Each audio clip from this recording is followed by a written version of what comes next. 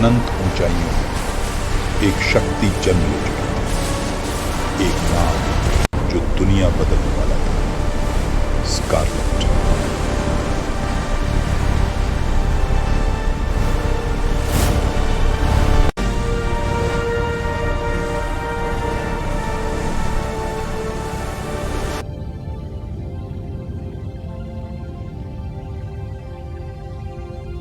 भारत के हिमालय की गोद में एक गुप्त आश्रम, जहां साधारण इंसान नहीं, योद्धा तैयार किए जाते हैं। इस आश्रम की आचार्य वेदा, जिनके पास ज्ञान ही नहीं, अपार शक्तियां भी हैं। लेकिन आज इस शांति में तूफान आने वाला था। एक ऐसा दुश्मन जो इस पृथ्वी के अस्तित्व को ही मिटाना चाहता था, कार्ल।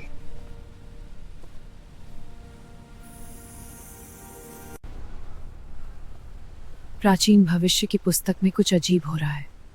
ये पृथ्वी के लिए एक महान खतरे का संकेत है।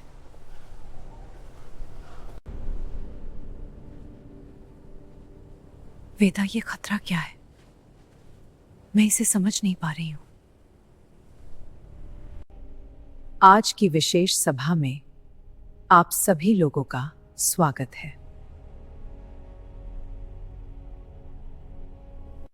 दूसरी गैलेक्सी से कार्ल नाम के शैतान पृथ्वी पर हमला करने वाला है।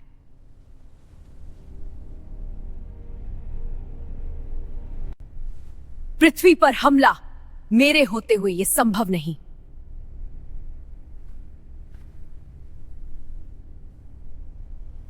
स्कारलेट, तुम कार्ल को नहीं जानती। उसके पास विश्व की सबसे बड़ी सेना है।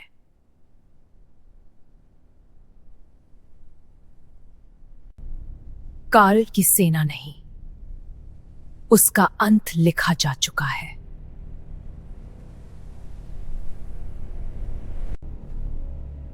अब समय आ गया है। स्कारलेट, तुम्हें दो दुनियाओं के बीच संतुलन बनाना होगा।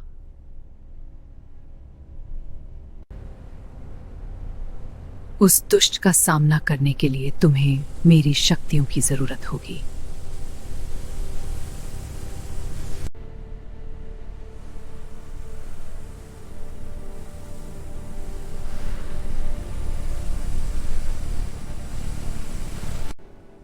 धन्यवाद आचार्य।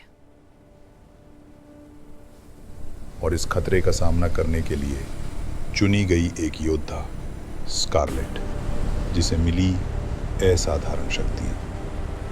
अब वह सिर्फ एक योद्धा नहीं, बल्कि मानवता की आखिरी उम्मीद बन चुकी थी।